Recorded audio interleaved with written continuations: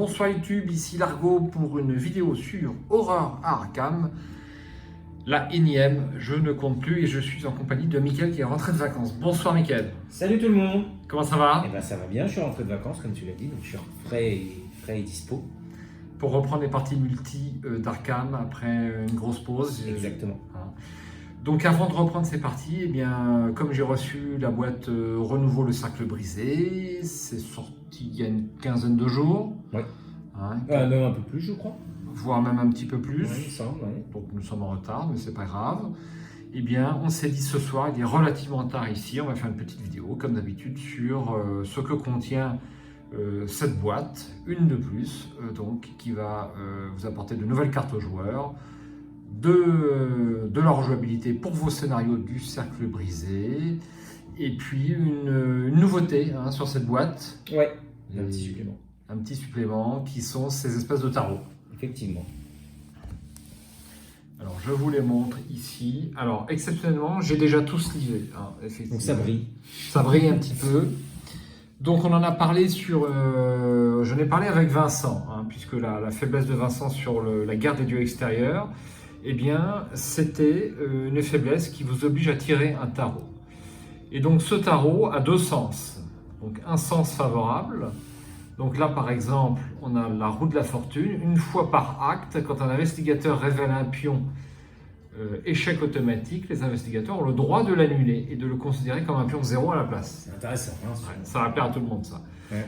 Et si vous prenez dans l'autre sens, une fois par intrigue, la première fois qu'un investigateur révèle un pion réussite automatique, enfin Elder Sign, annulez-le et considérez-le à la place comme un -5.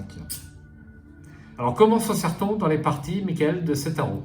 Eh bien, on peut choisir. C'est ça un peu la nouveauté. C'est hyper flexible. Donc, vous avez le choix de prendre, déjà de le jouer ou pas sur n'importe quel scénario de l'ensemble du jeu. Donc, pas seulement sur la campagne du Cercle Brisé. Et on nous propose plusieurs façons de tirer le tarot. Donc, on a une lame. Donc, les lames en tarot sont les cartes. À ce moment-là, on va tirer de manière aléatoire une des cartes, et dans le sens, puisqu'on a un sens positif, un sens plutôt négatif, on va tirer le sens de manière aléatoire également. Donc soit on va avoir un petit bonus, soit on va avoir un petit malus.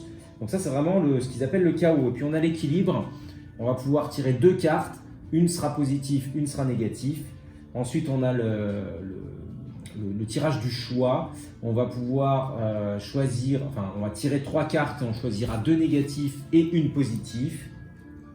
Et puis on a le tirage de campagne destiné, donc qui va nous permettre de tirer une carte de tarot par scénario. Et à ce moment-là, il va falloir prendre la moitié des cartes positives, la moitié des cartes négatives. Et là c'est pareil, on a plutôt le choix dans le tirage. Donc ça... Alors j'ai pas bien saisi, on tire une carte en début de scénario. Oui, alors tu peux le faire pour un scénario de manière unique et tu tires une carte de manière complètement aléatoire. Il y a plusieurs tirages différents. Oui, j'ai bien entendu. D'accord. Mais la campagne... Ah, pardon. Sur la campagne, tu tires du coup 8 cartes tarot au démarrage. Oui. Et ensuite, tu vas prendre la moitié de ces cartes, donc 4 cartes a priori en négatif, 4 cartes en positif, et tu les attribues au scénario de ton choix. De ton choix. D'accord, ça c'est important. Avant que ce soit dans l'ordre. Non, je pense que alors tu les tires et dans l'ordre du. C'est-à-dire que la première carte que tu tires, ça va être pour le premier scénario, mais c'est après tu pourras choisir si tu la mets en côté positif ou négatif, sachant qu'il faudra en mettre autant en négatif qu'en négatif a priori.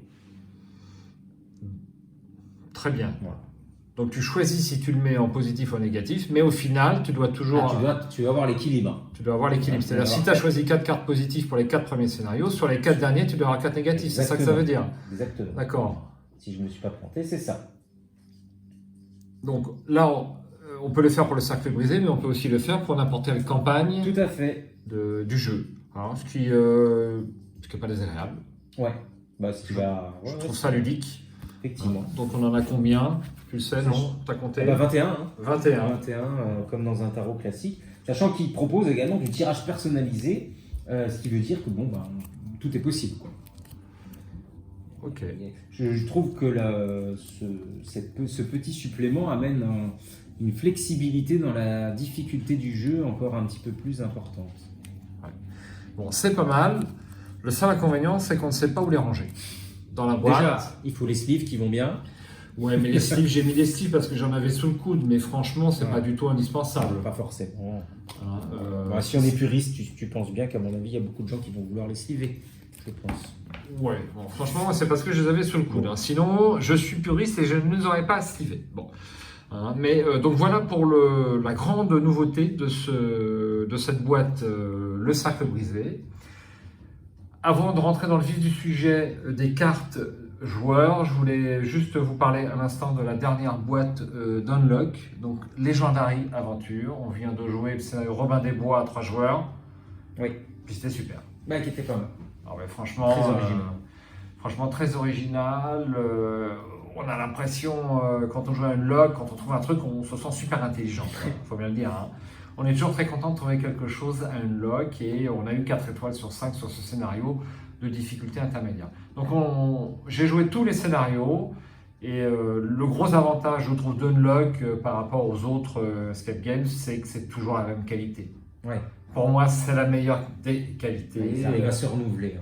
Ça se renouvelle, c'est toujours bien trouvé, c'est toujours inventif. Pour moi, il reste les meilleurs. Hein. Unlock, hein. C'est toujours un plaisir d'ouvrir l'une de ces boîtes. Alors c'est vrai qu'une fois que vous avez fait les scénarios, eh bien vous posez sur l'étagère, vous la prêtez à un ami. Et en l'occurrence, je te la prête. Bah voilà, merci. Ça, je pourrais faire les deux que je n'ai pas fait encore. Et puis un petit mot sur le support Tented Gold de Michael. Donc vous voyez sur la boîte. Comme cette vidéo sera peut-être un peu plus vue, j'en fais un tout petit peu la publicité parce que moi je ne joue plus à Tented Gold sans ce support pour les cartes combat. J'ai eu moins l'occasion de l'essayer sur les cartes diplomatie, parce que sur toutes les parties que j'ai faites, eh ben, au niveau diplomatie, je suis tombé sur des cartes où je n'avais pas besoin de batailler. Mais c'est un très très beau support. Alors c'est bientôt disponible dans la boutique. Oui, ça, à l'heure de la vidéo, je pense que ce sera disponible d'ici 1 ou 2 jours. Quoi. 1 ou 2 jours, d'accord. Et c'est vendu combien? Ce sera vendu autour de 14 euros. 14 euros. Eh bien écoute, ça les vaut, hein, je pense. Si vous aimez ce jeu, Tented Gold, j'ai pas l'impression que beaucoup de joueurs disposent de ce jeu, mais pour ceux qui l'ont, eh bien ce support sera très intéressant. L'extension sort début octobre, de même que la boîte de base chez Philibert, sera disponible en boutique chez Philibert et puis chez d'autres vendeurs, bien sûr. Et on a tendance toujours à citer les maîtres du monde, Philibert et Asmodée. Hein. Mais dans toutes les bonnes boutiques. Donc voilà pour le petit aparté. Ensuite, on va attaquer les cartes. Je te propose de démarrer par les cartes gardiens. Michael, si tu veux nous lire cette première carte. Alors on est sur chaque classe reçoit un nouveau tarot dans cette extension. Donc là on est sur le tarot des gardiens. Donc c'est un soutien évidemment qui coûte 3 ressources et 3 XP qui s'appelle 17 l'étoile dont le sous-titre est vous avez été choisi.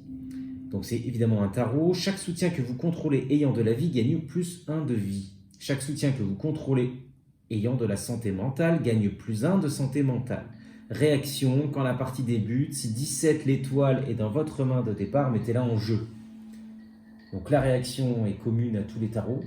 Si on l'a en main de départ, on la met en jeu. Toujours sympa.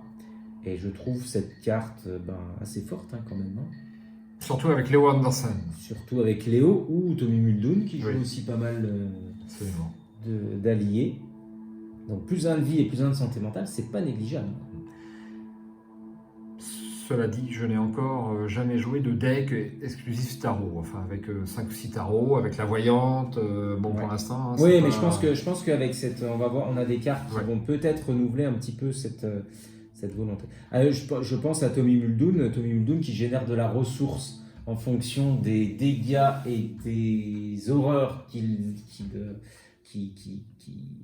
vainquent un allié. Et donc du coup là, en la rajoutant plus 1 et plus 1, ça fait encore un peu plus de ressources générées.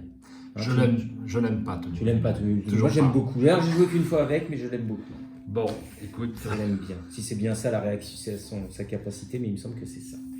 Alors, je vais continuer avec la prochaine carte parce qu'elle n'est qu'en un seul exemplaire. C'est le miroir sacré, carte que j'ai jouée plein de fois, donc je la connais bien. Donc le miroir sacré, il existait en version non XP. Ici, il vaut 3 XP, il a le même coût. Il a 2 icônes de volonté, avant il n'en avait qu'un, sauf erreur.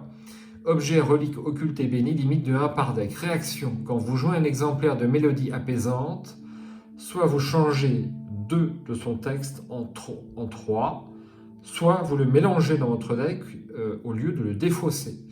Donc rappelons que la carte de base vous permettait de soigner 2 horreurs ou 2 traumatismes ou 2 dégâts physiques. Et donc là vous pouvez en soigner 3. Si ça ne vous intéresse pas, vous remettez votre mélodie apaisante dans le deck et c'est toujours sympa. On est toujours content de tirer une mélodie apaisante. Ah oui. Forcez, après l'entrée en jeu du miroir sacré, cherchez 3 exemplaires de la mélodie apaisante parmi vos cartes liées, ajoutez-en un à votre main et mélangez les deux autres. Dans votre deck, ça ne change pas et c'est toujours le slot accessoire. Une bonne évolution du miroir sacré. Ah oui, tout à fait. Ça va pouvoir soit revenir plus régulièrement, soit soigner plus fort. C'est pas mal. C'est bien équilibré. 3 XP, ça les vaut. C'est pile poil. Je trouve. Ensuite, on va continuer, si tu es d'accord, avec les chercheurs. Donc là, je vais te donner le tarot chercheur. Donc le tarot chercheur, c'est toujours un coût de 3 ressources et de 3 XP, toujours en soutien évidemment. C'est 21 le monde, sous-titré Le voyage est achevé. Donc pour une action rapide, si vous avez au moins 8 cartes en main, inclinez 21 le monde, piochez une carte. Et réaction, toujours pareil quand la partie débute, si 21 le monde est dans votre main de départ, mettez-le en jeu. C'est pas mal, notamment pour Harvey, ça. Harvey Walter, absolument. Surtout pour lui d'ailleurs, parce que les autres, peut-être... Si vous avez au moins 8 cartes en main, donc effectivement, t'es déjà en limite. De base, oui. T'es déjà en limite. Donc si on aime la pioche, un deck qui aime la pioche aimera forcément ce tarot, quoi. Et avec des cartes qui augmentent la limite de main. Bien sûr. Bon, c'est surtout Harvey, effectivement. Peut-être un peu moins versatile que la version gardien. Ensuite, c'est encore une carte qui n'existe qu'en un seul exemplaire. Je suis vraiment désolé. Il y en a plein. Le lexique occulte 2 de ressources, c'est un soutien, 2 icônes d'intelligence. C'est un objet, un livre avec le trait occulte, limite de 1 par deck. Réaction, quand vous jouez un exemplaire de Rituel de sang, soit vous changez 2 de son texte en 3, soit vous mélangez dans votre deck au lieu de le défausser. Forcez, après l'entrée en jeu du lexique, cherchez 3 exemplaires du Rituel de sang parmi vos cartes liées, ajoutez-en une à votre main et mélangez les 2 autres dans votre deck.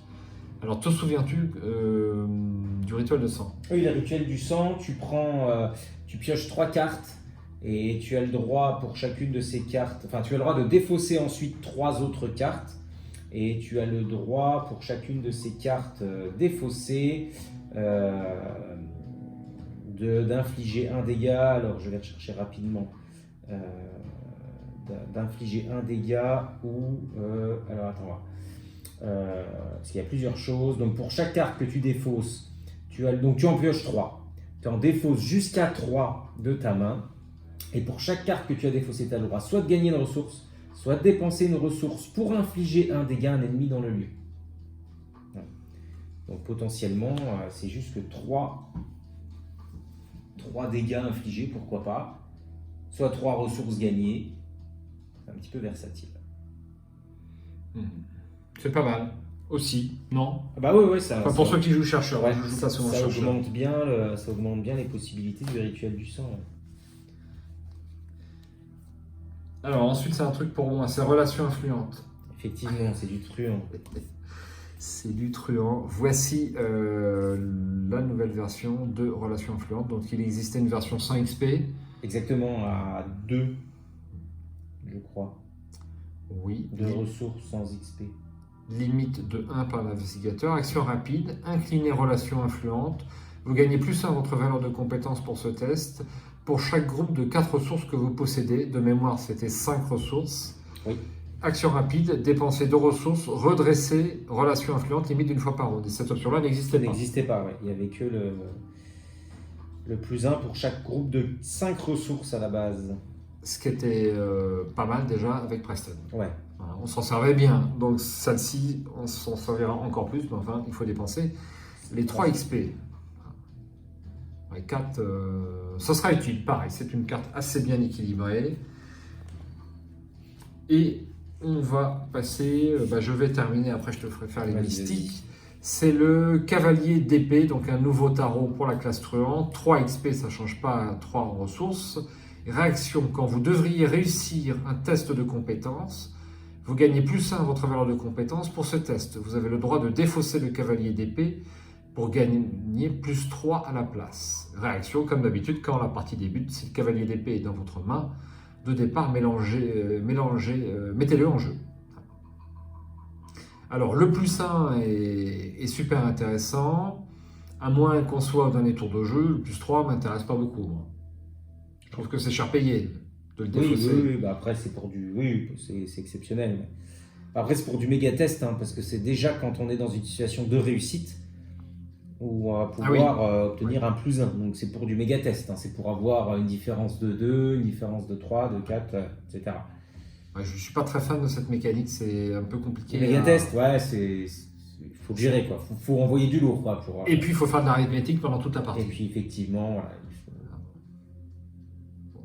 mais c'est basé là-dessus, effectivement. Ok, bon.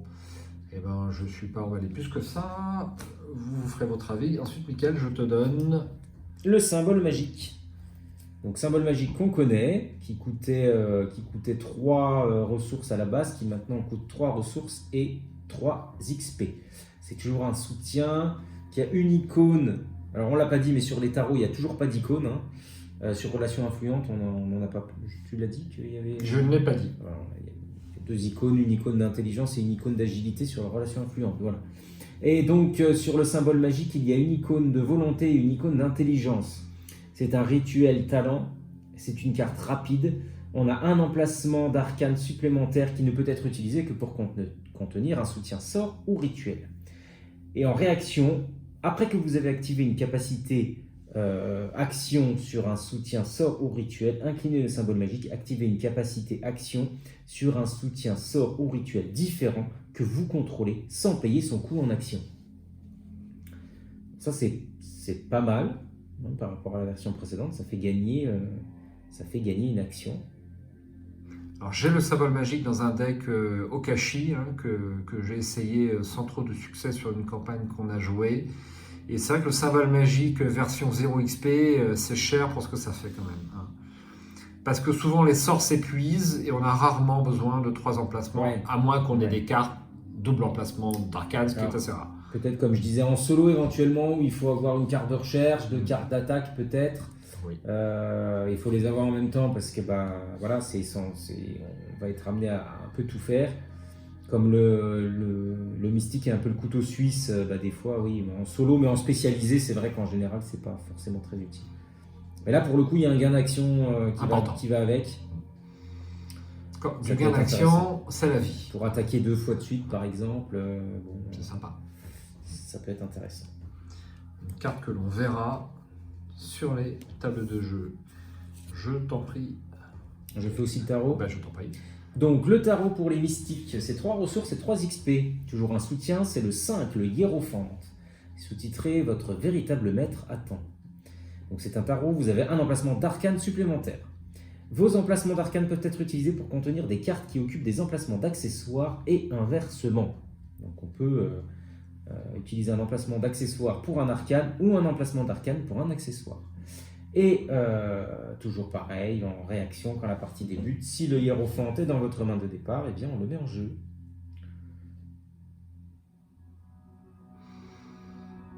C'est intéressant, c'est un petit peu versatile.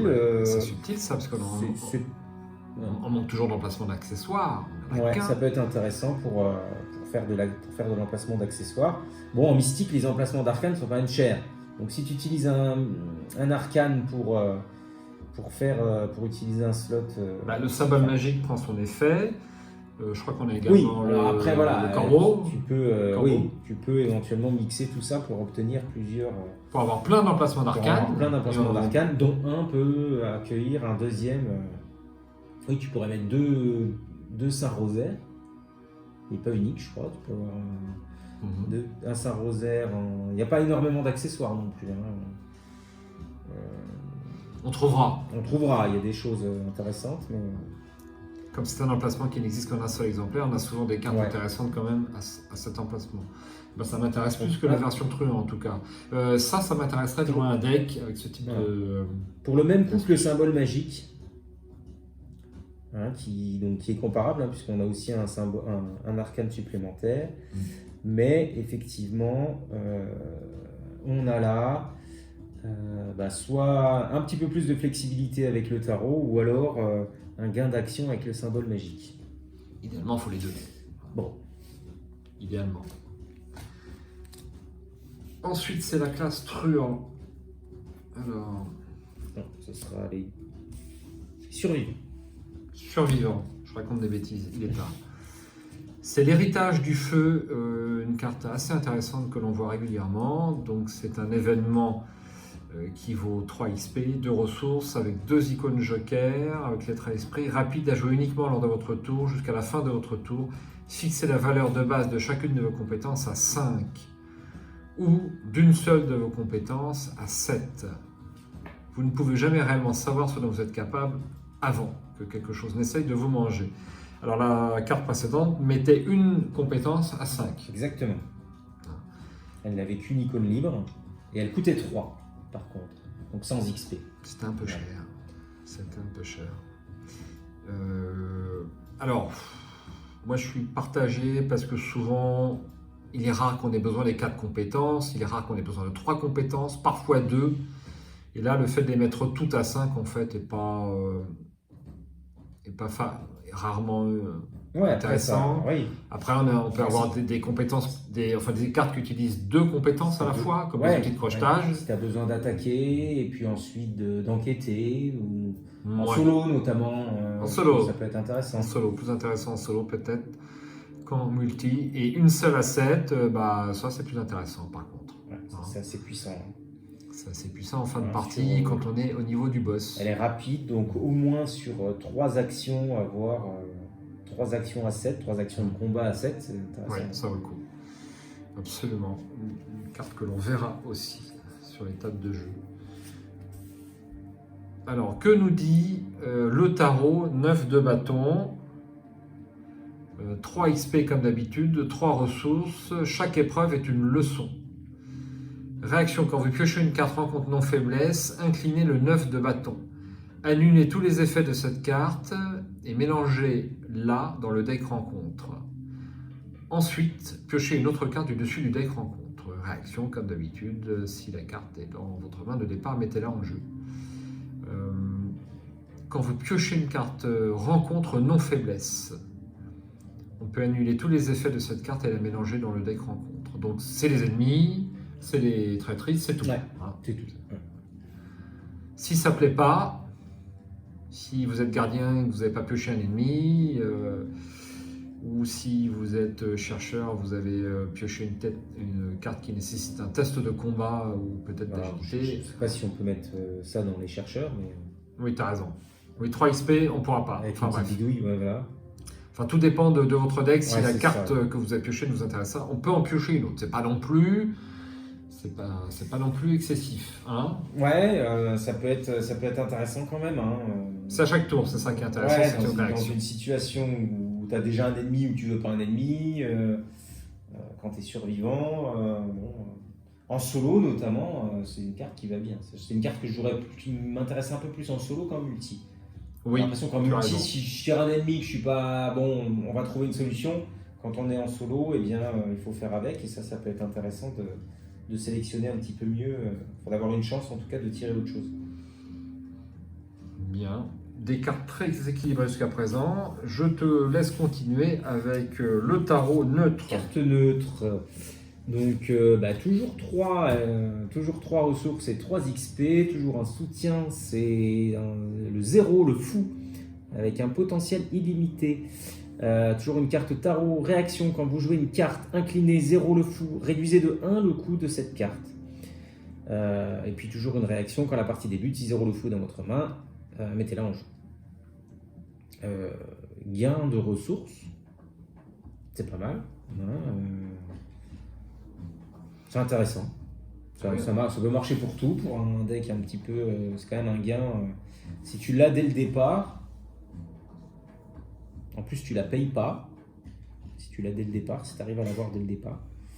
C'est comme tous les tarots, hein. Idéalement, il faut les piocher. Hein. Bah oui, c'est ça. Ouais. On n'a pas encore de cartes qui permettent de faire un deuxième mulligan. Alors, ouais, j'ai vu ça. C'est dans les tarots, je crois, justement. Ah, peut-être dans les tarots. Tu as, dans le deck tarot, tu as un truc, je l'ai vu vite fait, qui te permet de faire plusieurs mulligans. D'accord, il faut tomber dessus. Hein. On n'a pas de carte Faut tomber joueur dessus, encore, mais ça viendra. Un effet bien trouvé. Donc tous ces tarots sont intéressants, mais chers en XP, enfin c'est 3 XP. Il est vrai que peut-être un deck tarot va commencer à être intéressant. Oui. En tout cas, ça nous changera de façon de jouer, ça sera Tout à assez fait, ludique. Une nouvelle carte neutre, je t'en prie. Le pendentif lunaire, c'est un soutien qui coûte 2 ressources et 2 XP. Vous avez un emplacement, alors il a les traits objet et charme, vous avez un emplacement de tarot supplémentaire. Chaque soutien tarot non faiblesse de votre main ou attribué à un test de compétence gagne 2 icônes libres. Réaction quand la partie débute, si le pendentif lunaire est dans votre main de départ, mettez-le en jeu. C'est intéressant quand on joue du tarot. C'est intéressant parce que justement les cartes tarot n'ont jamais d'icônes. Oui. Et du coup ce sont des cartes mortes quand on en a joué un. Hein, puisque si on met les deux dans son deck, et ben finalement, Ouais. il y en a une, c'est une carte morte. Et là, du coup, grâce à ça, eh bien, ça devient comment on l'appelle, un courage inattendu. Hein, puisque Super. 2 icônes libres, donc intéressant quand on a. Oui. Et en plus, on le met sans le payer si on l'a en début de partie. Donc si on joue beaucoup de tarot avec le pendentif lunaire, il y a des chances qu'on ait quelque chose en main en début de partie quand même. On devrait pouvoir économiser un petit peu. Une bonne carte intéressant. neutre. Intéressant en tout cas pour qui joue les tarots. Et figure-toi qu'on a un tarot faiblesse. Je t'en prie. Ah oui, alors je crois que tu as une autre carte joueur avant ça. D'accord. Observer. Observer. Permanent, limite de 1 par l'investigateur. C'est un soutien avec 4 XP. Avant la mise en place de chaque partie, donc c'est Belly, piochez 3 cartes au hasard dans le deck tarot et choisissez-en une. Placez la carte choisie en face de vous, à l'endroit. Chaque autre investigateur ignore ses effets, mélangez les cartes restantes dans le deck tarot. 4 XP pour aller choisir un tarot parmi 3. Alors tu en tires un au hasard, hein. C'est ça. Hein, Piochez 3 cartes au hasard dans le deck tarot et choisissez 3 cartes au hasard. une carte tarot. Donc c'est pas mal. Ça peut être intéressant, mais C'est super. Voilà, c'est un peu aléatoire, quoi. Mais ça peut être très intéressant. Bon, bah, il y a que des bonus intéressants. Ah oui, oui, On, oui. on peut toujours en tirer Non mais quelque bon, chose. si t'es le gardien et puis par exemple tu prends un +1 en intelligence, bon. Ah, Mais bon, c'est- comme c'est- t'en prends 3, il y a forcément quelque chose qui devrait être Bien intéressant sûr. dans le lot. Donc moi ça m'intéresse. Ouais. C'est un poil cher. Mais je dirais que pour avoir du bonus en début de partie et avoir un peu plus de facilité, je trouve ça assez Ça peut être intéressant. intéressant. Donc cette carte n'est qu'en un seul exemplaire. Ouais. Et la Ouais, suivante, parce qu'elle est- limite de 1 par l'investigateur. Je te Après, on laisse. passe sur les faiblesses. Oui. Donc une nouvelle faiblesse de base, qui est un tarot, qui coûte 3. C'est 15, le diable, votre ombre affamée. Donc qui est un présage tarot. Tant que 15, le diable est dans votre main, vous ne pouvez pas jouer de soutien autre que lui. Si 15, le diable est pioché dans votre main de départ lors de la mise en place, avant ou après avoir effectué un mulligan, vous ne pouvez pas le remplacer. Il doit rester dans votre main de départ. Donc le truc un petit peu pénible. Et puis, en gros, ça nous fait perdre 3 ressources, quoi. Hein. Et un emplacement de tarot. On a le diable dans la poche, on ne peut Voilà. pas s'en décoller. Disons que si tu joues pas les tarots, c'est à moitié mal. Si tu joues les tarots et que tu as cette faiblesse-là, hein, Ce serait pas de chance de la piocher ce serait pas de chance si tu as ton deck tarot. avec toutes les faiblesses que l'on a maintenant. Un effet intéressant, bien trouvé, encore une fois, assez immersif entre la carte elle-même et puis son effet, hein, comme d'habitude. Ça ne baisse pas en qualité. Voilà. Et puis, pour finir, eh bien, cette carte, vous la connaissez parce que Vincent Vincast l'a tirée sur le scénario Garde des dieux extérieurs, c'est damné. Faiblesse de base, malédiction et présage permanent avant la mise en place de chaque partie. Piochez une carte au hasard dans le deck tarot et placez-la en face de vous à l'envers. Chaque autre investigateur ignore ses effets. Donc il a pioché cette carte et il nous a pioché un tarot pour le scénario, ma foi. Donc encore une chose, quelque chose de très thématique par rapport à ce deck tarot. Donc une boîte vraiment orientée tarot là pour le coup. Hein. On n'en a jamais eu autant. Heureusement, parce que sinon on n'avait que quelques tarots, c'est vrai qu'on les jouait pas beaucoup tous. Non, c'est pas qu'on les jouait pas beaucoup, on les jouait pas. De temps en temps, on en jouait un encore. J'ai joué le tarot avec Calvin Wright, le tarot survivant, qui permettait de gagner quand même plus un point de santé mentale, plus un point de vie. C'était pas mal quand même pour Calvin Wright, qui permettait de booster ses stats en plus. Ça marchait bien. Donc je l'avais joué comme ça, son tarot. Sur la campagne que tu n'as jamais fini. Sur la campagne que j'ai jamais fini en vidéo, que j'ai fini en vrai mais que je n'ai pas fini en vidéo. Effectivement. Et puis c'est vrai qu'on a d'autres cartes qui permettent de jouer, qui permettent d'ajouter des emplacements de tarot, je crois. Ah non. La voyante. Et ici, là, voilà, il y a la voyante. Que j'ai jamais joué, mais que j'aimerais bien. Donc on va peut-être pouvoir faire quelque chose maintenant. Absolument. Donc, eh bien, j'ai exceptionnellement classé les cartes, hein, donc là, c'est déjà tout classé. Donc, je voulais vous montrer, eh bien, quelques modifications de la version renouveau. Donc, je vais prendre par exemple, la version renouveau pour le non secret. Donc, le scénario avec notre ami le rat. Ouais. Bien, pas très apprécié des joueurs. J'espère qu'il le raccourcit. Renouveau. Alors, effectuer la mise en place comme indiqué dans le guide de campagne, le cercle en tenant compte des exceptions suivantes. Donc là, il modifie un certain nombre de sets. Moi, je trouve ça moins sympa de venir remplacer les sets de rencontre, parce que les sets d'origine, du coup, ne servent plus. Il vaut mieux plutôt en rajouter, tout court, plutôt que de les remplacer. Et en plus, ça fait des manipulations qui sont parfois un petit peu lourdes. Donc je trouve ça moins sympa, moi, cette façon de rajouter de la rejouabilité. Quand vous créez le deck Endroit Inconnu, ajoutez les 4 nouveaux lieux Endroit Inconnu au set du scénario d'origine. Voilà une bonne modification. Oui. Mettez de côté les ruines de la maison de la sorcière et retirez aléatoirement 4 lieux Endroit Inconnu de la partie. Ensuite, continuez de créer normalement le deck Endroit Inconnu.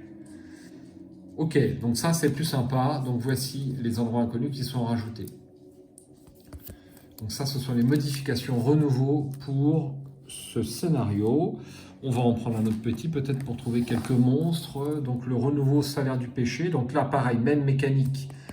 On remplace un certain nombre de sets. Mettez de côté le soutien d'histoire Erin McAoid hors jeu. Donc ça, c'est un nouveau soutien. Ouais, très jolie illustration. Elle est où? De mémoire. La voici. On a le droit de monter une petite carte, hein, on ne peut pas avoir de procès. Oui. Surtout qu'elles sont déjà sur le net. Alors, utilisation 3 secrets, vous gagnez plus en volonté quand vous piochez une traîtrise, malédiction ou pouvoir non faiblesse, dépensez un secret et inclinez Erin McAoid. Annulez l'effet révélation de cette carte. Et 2 points de santé mentale, 2 points physiques. Donc ça, c'est pas mal. Elle n'est pas très chère, 2 ressources. C'est cool. Et puis on a quelques faiblesses supplémentaires, enfin quelques cartes traîtrises supplémentaires. L'herbe des sorcières. Si l'herbe des sorcières est piochée, du deck rencontre standard, mélangez-la dans le deck rencontre spectral. Ah oui, ça c'est le scénario du deck spectral, d'accord. Ou du deck rencontre spectral. Résolvez 2 fois chaque capacité hantée de votre lieu. Vous avez le droit de donner renfort à l'herbe des sorcières pour la placer dans la pile de défauts rencontre standard. C'est du costaud. C'est du costaud. Et on a quelques nouveaux hérétiques. Donc, je vous rappelle que les hérétiques, c'est ceux qu'on n'arrive jamais à battre. Ah oui. Le scénario est super dur. En solo, on n'en parle même pas. Et... 1, c'est faisable. 2, c'est faisable en multi. je dirais. Non, c'est vraiment un scénario très difficile. Donc, et puis ça remplace, alors là j'aime pas, ça remplace les actes, donc ça fait de la moulinette supplémentaire en début de partie. Je trouve ça un petit peu moins intéressant que nécessaire. Et puis alors on va prendre un dernier, dans les griffes du chaos par Alors ça exemple. va remplacer les actes, ça va quand même te modifier un petit peu l'aspect narratif, donc ça va te faire un petit renouveau là-dessus. Ouais, pas si mal. Ok. Ok. Là, c'est pareil, dans les griffes du chaos, on change certains événements et ensuite on sélectionne aléatoirement un des 3 exemplaires de chaque lieu suivant. Alors ça, j'adore ce type de modification. On rajoute des French Hills, on rajoute des quartiers sud, des quartiers de la rivière. Ça, c'est très très sympa. C'est comme le deuxième scénario de la boîte de base. Ça vient considérablement rajouter de la rejouabilité au scénario et c'est vraiment très agréable plutôt que de simplement modifier, enfin remplacer un set de rencontres. Voilà, et bien ça sera tout. Je ne vais pas en dévoiler plus sur les scénarios que vous allez jouer si vous achetez cette splendide boîte. Donc il nous reste 2 boîtes renouveau. Innsmouth et puis les dévoreurs de rêves. Oui. On peut supposer qu'ils iront au bout, enfin sauf si tous les joueurs se lassent. Tout d'un coup, ça Après, m'étonnerait. vont-ils faire des renouveaux sur les grosses boîtes qui vont nous sortir maintenant? Bah justement, c'est pas prévu. C'est pas. Oui, enfin pour l'instant, voilà, on ne sait pas, mais je pense que oui, il n'y a pas de raison qui. Non? Ce que j'ai entendu, il n'est pas prévu de boîte renouveau sur les nouvelles boîtes Arkham, qui, je le rappelle, donc, vont séparer les investigateurs des scénarios. Donc ça, c'est plutôt un bon point. Donc, vous aurez une grosse boîte investigateur et une grosse boîte scénario avec l'ensemble des scénarios de la campagne. Vous n'aurez plus à attendre un an, enfin 10 mois, pour avoir la fin de votre campagne. Moi, je trouve ça moins sympa. Ouais, moi, je trouve ça moins sympa aussi. On aura tout d'un coup, ça va nous encombrer, on n'entendra pas le paquet, On n'aura pas le temps de s'imprégner un petit peu des cartes joueurs tranquillement, voilà. Alors je sais que certains aiment ça, d'avoir toute la campagne d'un coup, toutes les cartes joueurs pour faire les decks optimaux. Mais moi c'est vrai que j'aimais bien faire par morceaux, c'était plus digeste. C'est plus digeste, ouais. On y va à petite dose. Voilà. À voir. En tout cas, il fallait un petit peu de nouveauté, donc ils ont choisi celle-là. Et un peu moins cher. C'est un petit peu moins cher. Il y a moins de coûts de distribution. Voilà. Effectivement. C'est pour bientôt. On devrait faire ça, si j'ai bien suivi, au mois de septembre. C'est ça. Pour la boîte investigateur. Eh bien, merci d'avoir été avec nous pour cette modeste vidéo. On a été un petit peu vite. On n'est pas trop... Non, on l'a pas joué, surtout. Comme d'habitude, on l'a pas joué, bien sûr. Et le tout est de vous montrer les cartes dans un esprit convivial autour de cette table. Peut-être que d'autres joueurs d'autres chaînes vous donneront des explications techniques plus pointues dans quelques semaines ou dans quelques mois, une fois que ça aura été joué. Merci Mika, comme d'habitude, d'être venu et d'avoir consacré du temps à la chaîne. Eh bien, de rien. C'est un plaisir de te recevoir. Puis j'espère à bientôt ici dans le cadre d'une nouvelle partie multi. Donc Jérôme n'est pas rentré, donc je pense que ce sera plutôt à la mi-septembre. Et puis je vais peut-être te surprendre, mais je repars en vacances encore une semaine. J'avais pas eu ma dose. Une toute petite semaine, là. J'aurai à peine le temps de tremper les pieds. Bref. Bon. Voilà. À ciao, bonsoir. Salut Mika. Salut tout le monde. Et puis à bientôt sur la chaîne Arkham TV et le monde ludique.